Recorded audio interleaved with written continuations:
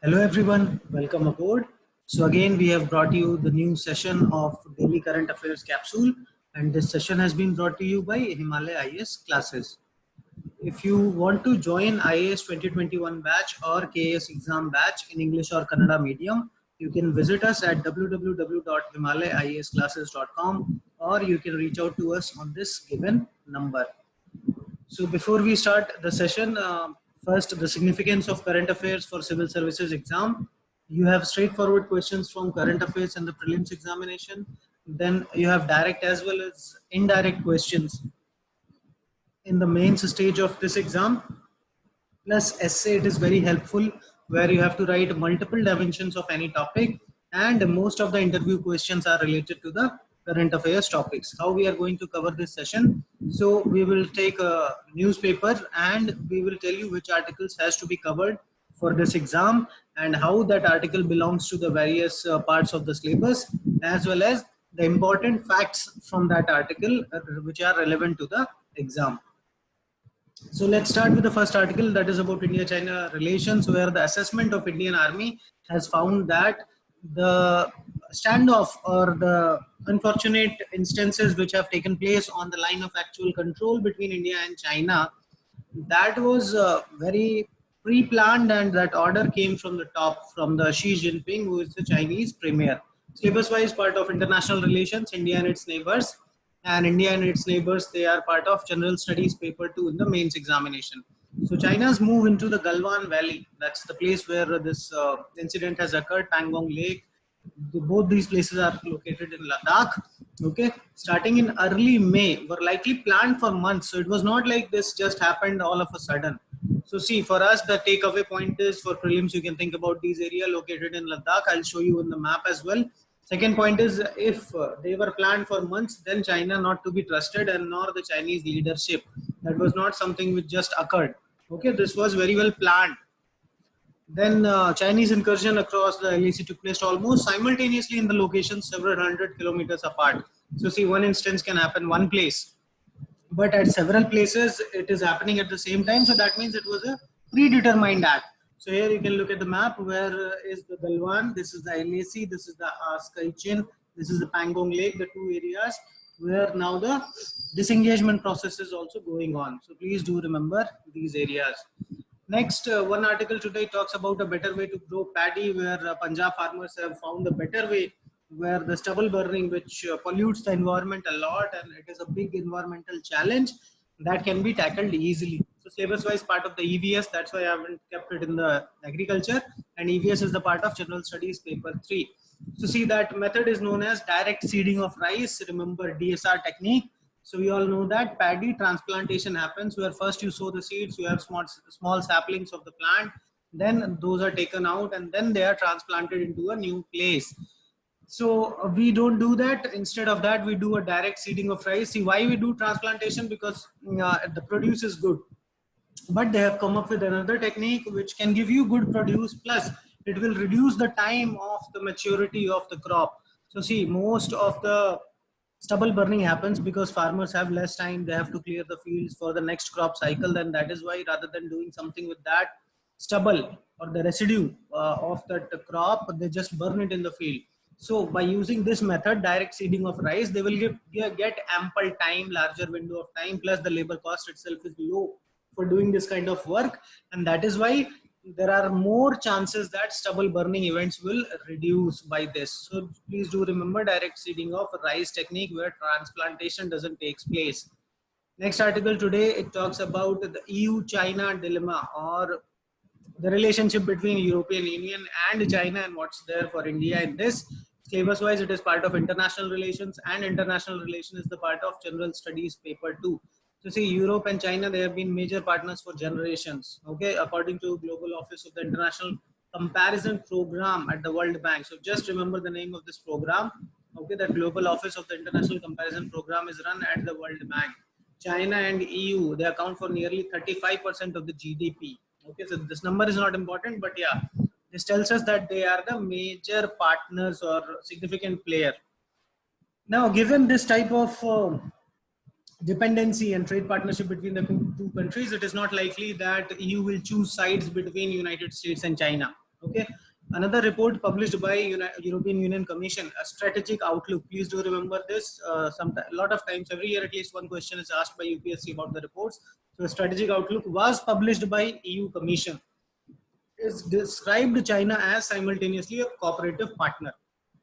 Now, China's economic and financial practices backed by strategic motives now it threatens the unity and European project itself, and it was mentioned in the strategic outlook, which recommended that EU should shift towards a more realistic, assertive, and multifaceted approach to China. See, basically, it is just trying to say that they are strategic partner, so much and so forth that EU is not clearly or openly is going to take side of United States against China, but European Union also recognizes China's assertive stance, its threat, and it wants to re-strategize itself towards China. Okay, so they want to know, or they have to focus on how to balance the economic codependency and grow prosperity with China's strategic global intentions.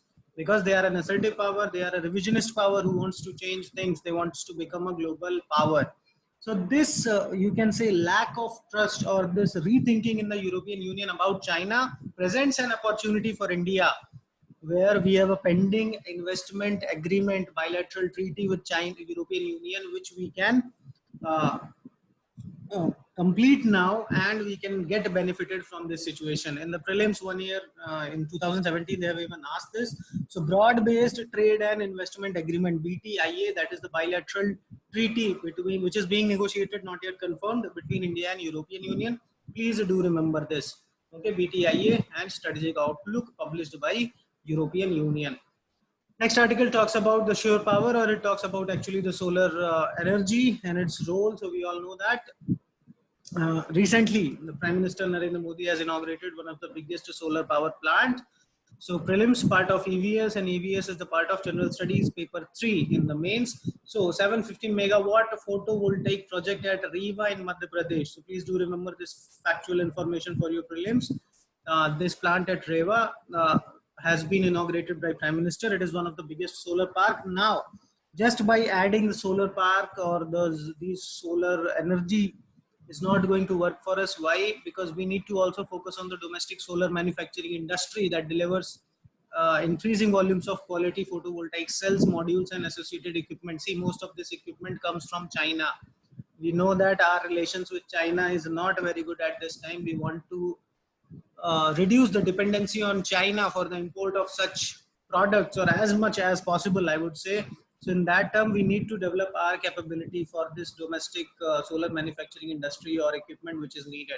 Also, we have a commitment under Paris Agreement for installing 100 gigawatts of solar power by 2022. Okay, so this can be reduced very much. We all know that COVID situations has stopped a lot of activities which were going on. Plus, this India-China relation, okay, our heavy reliance for import of this solar equipment on China can again stop us from achieving this goal.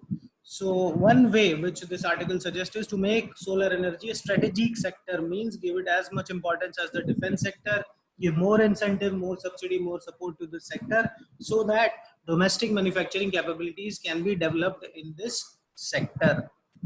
Next article today talks about the urban healthcare infrastructure, which has not been paid enough attention in the recent times. So prelims wise, part of the health and mains health and education related policies are in the general studies paper 2. So despite the renewed policy focus on cities like Amrut is there, smart city mission is there, the pandemic, this situation has exposed the weakness in handling the public emergency. Okay, so this article basically talks about the smart cities mission, where health infrastructure was not identified as a core element. Whereas we all know smart city mission, where 100 cities were selected, which will get developed on the area based approach in the next 5 years. So this was launched somewhere in 2015, and now we have reached in 2020, but we know that this mission was not able to completely achieve its targets, and now even we have this COVID situation where a lot of projects, they have been stalled as well. Even before that, a lot of projects were in the pending situation, and there also we haven't paid enough attention to the healthcare infrastructure. We all know that as of now, if you see, providing health, we cannot rely on the private sector. So public sector or the government itself has to gear up to provide this type of services to the people. Okay, and the only way to do it, as very much evident by the Kerala example, is decentralization and devolution.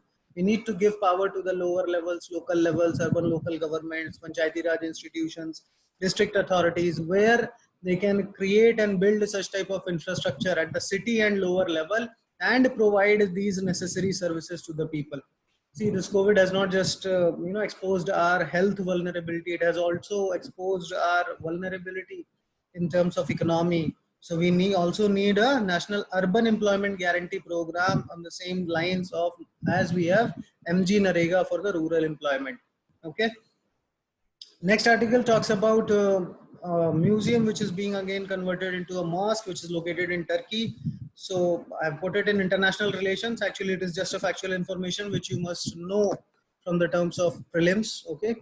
So a Turkish president, Tayyip Erdogan, okay, his decision to turn Hagia Sophia. Please remember, this is a museum as of now. It was a church before 1453. Then it was converted into a mosque. Then in early in 1920s, when Turkish Revolution happened under Kamal Pasha, it was again turned back into a museum showing the secular credentials of the modern Turkey. And now it is again being converted to the mosque, and that is why so much it is coming into the news. So let's take a look at some of the facts which can be asked in the exam. So Hagia Sophia, the Turkish president has said that it will be again converted into a mosque. It is a major setback to the country's secular values. 6th century Byzantine monument, okay, and it was at the center of conflict between Ottoman Muslims and Eastern Orthodox Christians for centuries. Built as a cathedral by Byzantine Empire, Justinian I, okay, and then it was converted into a mosque by Ottomans after Mehmed of the Conqueror captured the city in 1453. Then again, after the Turkish Revolution in 1920s, okay, after the First World War, this was again converted into a museum. Next article today talks, it's by Hamid Ansari, the ex-Vice President of India.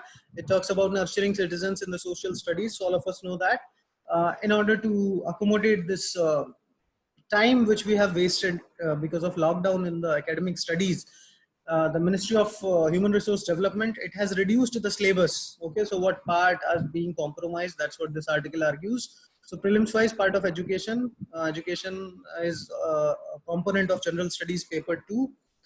So here the proposed move of rationalizing the syllabus strikes at the target of training good citizens. So this can have an impact of creating a good citizens.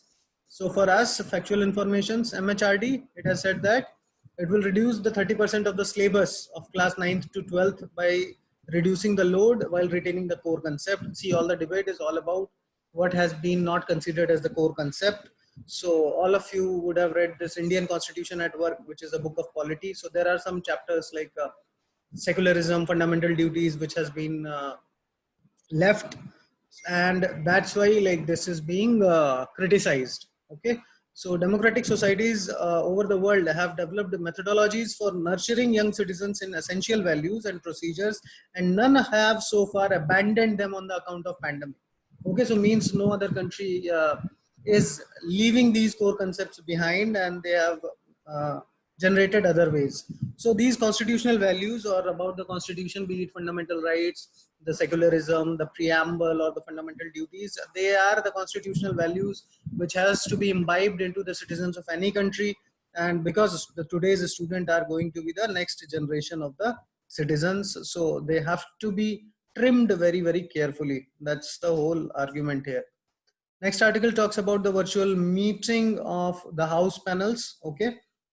So syllabus wise, part of the polity, and polity is part of general studies paper 2. So government has refused to allow virtual meetings of the parliamentary standing committee. So it's your syllabus of polity, parliamentary standing committee. There are almost how many? I think 24 standing committees of the parliament. Okay, which helps parliament in discharge of its duties and functions. So there was a demand by opposition parties because of this COVID, these meetings cannot be held. So why not use the virtual meeting platform like Zoom or something?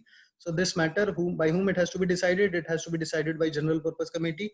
who it is headed by. It is headed by Rajya Sabha chairman and consists of deputy chairman, chairman of all the committees that are headed by Rajya Sabha members and leaders of the political parties with 5 or more members each in the Rajya Sabha. See, actually it is of all the house, and the chairman of the house is by default the chairman of the general purpose committee. So the government has maintained that rules have to be amended by the rules committee of both the houses of the parliament, and then the amended rules can allow the virtual meeting. See, basic argument what they are giving is that of confidentiality, that these virtual meetings can be leaked or this can be recorded. So that's what can compromise the sanctity of the parliamentary committees itself. Next article today talks about one of the judgment of the Supreme Court, where the disabled or the people with special abilities, they have given equal rights that of SC and ST. So prelims wise part of polity, and polity is part of general studies paper 2. So Supreme Court has confirmed that persons suffering from disability are also socially backward and entitled to the same benefits of relaxation as SC and ST candidates in public employment of education are. Okay, so people suffering from disabilities are also socially backward and therefore at the very least entitled to the same benefits as given to the SC and ST. That is what is a judgment by Supreme Court. The last article today, it is about the closing or increasing association between China and Iran. So syllabus wise part of international relations, and international relations is the part of general studies paper 2. So we don't have much information as of now, but both the countries have signed an agreement having various provisions of economic as well as security details. They are planning to conduct military training. So all of us know that Iran is under sanctions by the United States. US and Iran are not very good terms at this point of time. Plus, US and China relations itself are not in very good shape as of now. Iran is one of the largest oil producers of the world, and we know the Chinese ambition to become the next superpower and to challenge the US hegemony all over the world. That is where it becomes important for us, and we still need to track down what comes behind all this. Okay, so that was all about today's session, guys. This is the list of do's and don'ts which you can follow in order to maximize your chances of selection. And plus, please do not forget to like, comment, share, and subscribe to the channel, and to press the bell icon so that you can get notified whenever we upload any new video. So thanks a lot for watching, and please stay tuned with us for more updates. Thank you.